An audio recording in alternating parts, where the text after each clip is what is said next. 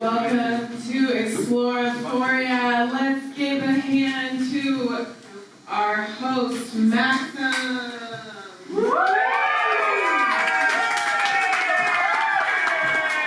Hello, everybody. My name is Maxim, and welcome to Explorophoria. The Austin comedy scene is very interesting. It's like kind of going through. It's been going through like a very interesting transformation recently because of big name comedians like obviously Joe Rogan has recently moved to Austin, and that has kind of shifted the scene from like a small independent scene to now it has more of like a national eye on it, kind of, and therefore like the scene has kind of shifted towards his style of comedy, which you could say is a good and bad thing, depending on your style of comedy. Get him! Get his ass!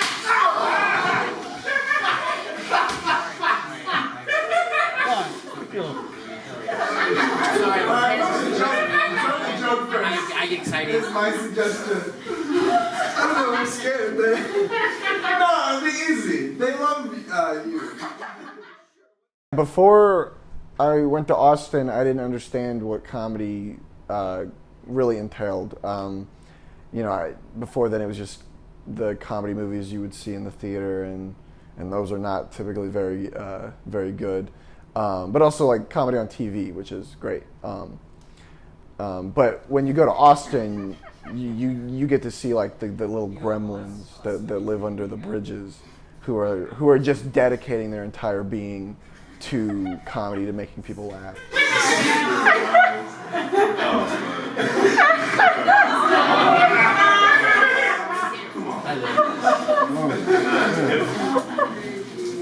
Oh Jesus, that's coming. No, it is good for you.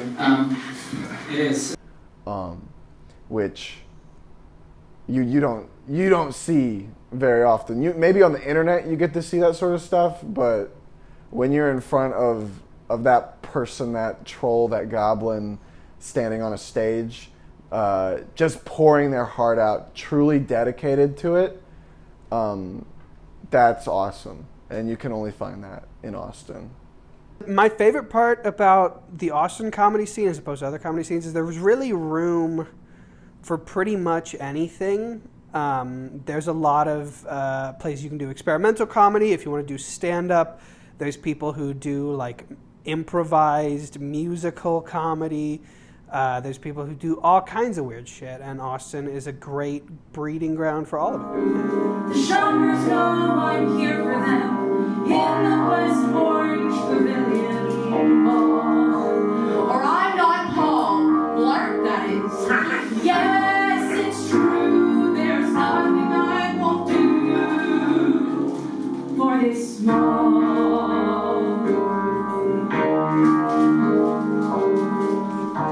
Over the pandemic, I just got a lot more into doing things that were weird. My personal favorite is probably anything that doesn't quite fit in those boxes. I've been doing a comedy D&D show. I do a podcast with my dear friend Maxim Foster. Anything that's like weird, funky, that's probably what I'm going to prefer. Are you nominated for anything tonight? I am. I'm nominated for the Copacabana movie.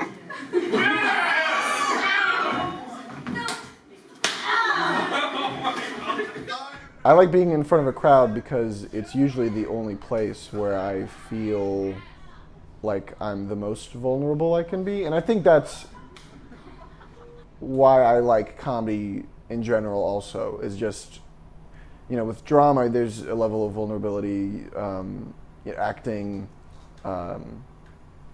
performing. In general, there's a level of vulnerability, but I think with comedy, you need to have just a large amount of vulnerability. And being in front of a crowd and making a fool of yourself has really helped me open up. When I was in school and in high school, I was like the most nervous kid ever. I could barely talk. And through both theater and then eventually comedy, I've opened up, and that's why I'm in love with it. There's such a like kind of rush in it, I think, where a lot of different art forms, if you go up and do poetry, you're going to get the snaps, you're going to get whatever. If you go up and do like music, you're probably not even going to tell. Like, people will clap or whatever if they're enjoying it. But when you do comedy, if you write a bad joke and you tell a bad joke, you will know right away. Immediately, you will hear a deafening silence that will destroy you. I'm working on this one for a little bit. I can't get it quite right. So I've taken a lesson from a Tibetan monk who practices self-flagellation. You know, you punish yourself for getting something wrong. You know about that? Sure you hit yourself.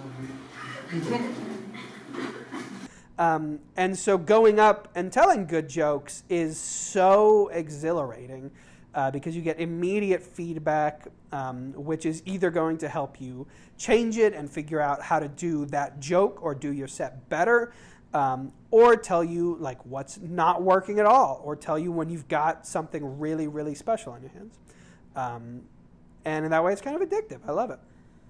1, 2, 3, go! To really put effort into something and take a risk and for it to pay off is very rewarding. The ability to kind of just be stupid and really project my own worldview onto a group of people. And it just to be like, hey, this is what I think, and it's stupid and funny and silly, and that's it. And not to take it any more seriously than that is very, very fun. To not really try to change the world or make a difference, instead just going and putting myself in kind of still an uncomfortable situation and still make myself nervous and see if I can reach the other side, And so we are going to see a little bit of improv to end this show out. All right? And fun fact, I am actually a part of this improv troupe. So I'm going to stay on stage while you all welcome the amazing Pronounced Zed! Everybody!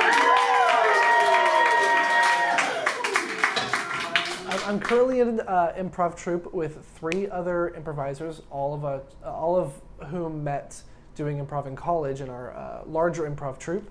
And now that we live in Austin, we perform at least twice a month on a variety show that our other friend hosts, and it's just 4 concentrated improvisers trying to do stuff that we've never done before, experimental stuff.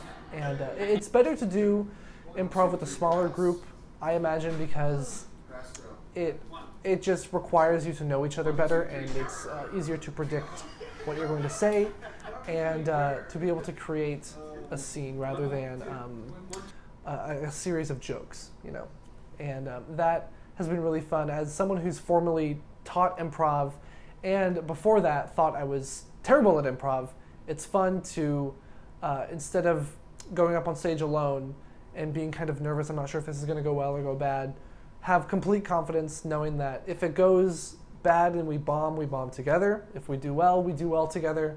And it's nice to have safety in the group like that. It's really cool. We are Pronounced Zed, the improv troupe of the future, of Austin. This is like the improv version of the Chris Rock slap, baby. We're here to play, motherfuckers. We're not just any improv troupe, okay? Everything you're about to see will be off the dome, but it's so highbrow that guy couldn't handle it. So honestly, I don't really know where my comedy is going to end up within the next year. Even I feel like I'm piecing together a lot of different things and qualities from stand-up and improv that I've liked in the past, and I'm kind of just excited to see what new things I want to make in the future. I'm just trying to follow my fear and follow my heart. Oh, isn't that sweet? Turn the cameras off now.